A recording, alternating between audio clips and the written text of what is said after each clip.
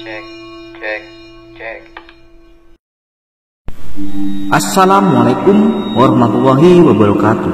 Kembali lagi bersama saya Ray di channel Mistis dan Teror.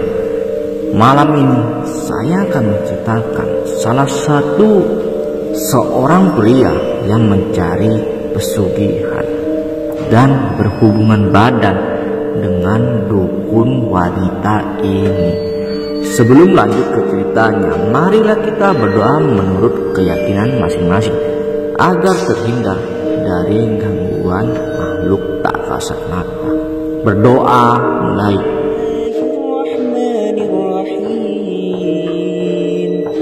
Allahu la ilaha illa huwal hayyul qayyum la ta'khudhuhu sinatun wa la nawm lahu ma fis samawati wa ma fil ardh man dhal ladhi yashfa'u indahu illa bi idnihi ya'lamu ma bayna aydihim wa ma khalfahum wa la yuhituna bi shay'in min 'ilmihi illa bima sha'a wasi'a kursiyyuhu as-samawati wal ardh wa la ya'uduhu hifdhuhuma wa huwal 'aliyyul 'azim. Berdoa selesai. Bagi kalian yang belum subscribe, tekan tombol subscribe agar kita bisa membangun channel ini bersama-sama. Langsung aja ke ceritanya. Namanya Yanto. Dia adalah seorang pekerja kuli bangunan. Tiap harinya dia ikut kerja ke seseorang yang gajinya gak seberapa, yaitu antara 50.000 sampai 70.000. Dengan kebutuhan yang sangat banyak, gaji seperti itu gak cukup. Yanto seringkali meminjam uang kepada temannya.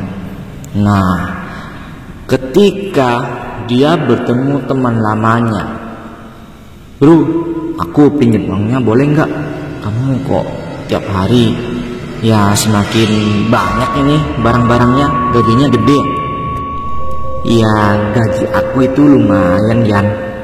Kamu kalau pengen uang banyak, mending aku kenalin ke seseorang. Tapi kamu harus bersedia melakukan apa aja. Lihat, aku ini sekarang udah kaya," kata temen Yanto. Lalu Yanto ini penasaran gara-gara dia dulu juga kuli bangunan dan sekarang dia cuma jualan. Apa mungkin gajinya gede? Jualan cuma sos aja. Nah, lalu Yanto tanya ke temannya, "Ya udah, gimana caranya? Tolong ajarin ya. Aku kasih nomor teleponnya ya," kata temannya Yanto, buat menghubungi salah satu dukun wanita pesugihan ini. Lalu Yanto mencoba untuk menyimpan nomornya. "Ya udah, aku simpan nomornya ya." Setelah disimpan, Yanto pulang ke rumahnya. Tak lama kemudian, Yanto mencoba menghubungi salah satu nomor itu. "Permisi Mbak, aku boleh tanya sesuatu?" Lalu dukun ini menjawab, "Kalau mau tanya sesuatu, mending langsung ke sini aja," kata dukun itu. Lalu Yanto meminta alamat dari orang itu. Ketika sudah selesai menelpon dan mendapat alamatnya, Yanto langsung menuju ke tempat itu. Ketika sampai di tempat itu, Yanto langsung aja tok tok tok tok tok tok. "Permisi Mbak." "Ya silahkan masuk," kata dukun itu. Tapi Yanto datangnya ini kata dukun itu yang usianya gak terlalu tua juga gak terlalu muda, sekitar 35 sampai 40-an. kamu ini datang kok sore hari, mending malam hari aja. Kalau sore ini saya masih istirahat. Lalu Yanto segera pulang untuk kembali lagi malam hari. Setelah malam hari tiba, Yanto kesana lagi menemui dukun itu.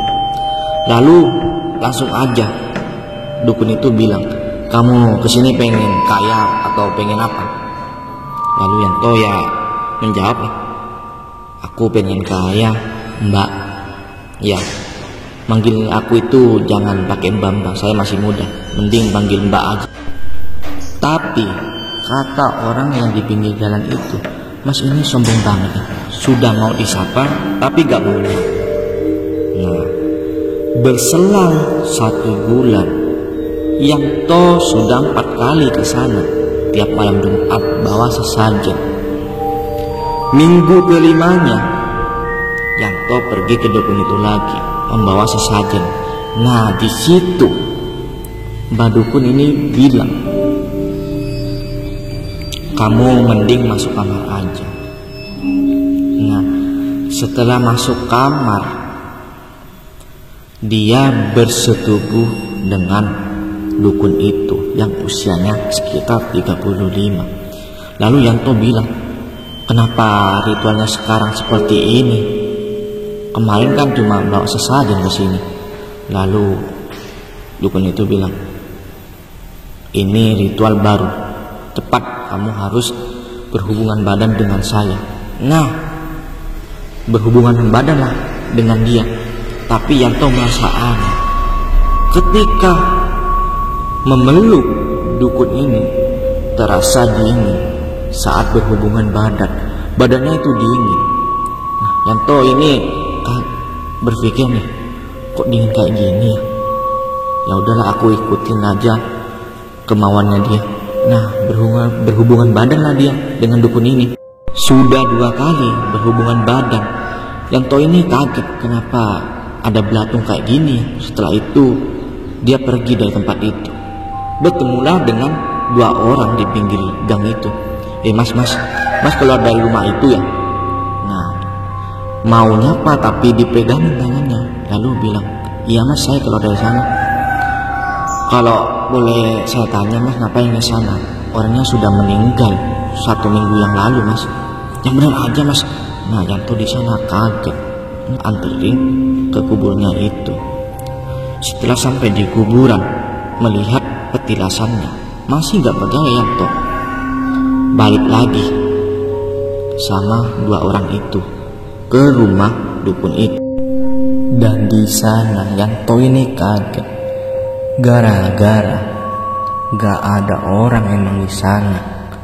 Nah, 2 orang ini menjelaskan bahwa dukun yang Yanto datang ini udah meninggal. Lalu ya seperti orang kebingungan karena kemarinnya pernah berhubungan badan dengan dukun ini. Dan Yanto langsung mencari seorang ustaz.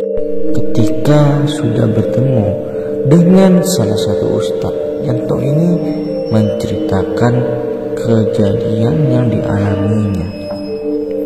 Lalu kata ustaz itu, Yanto sudah berhubungan dengan mayat sosok yang menjelma menjadi dukun itu.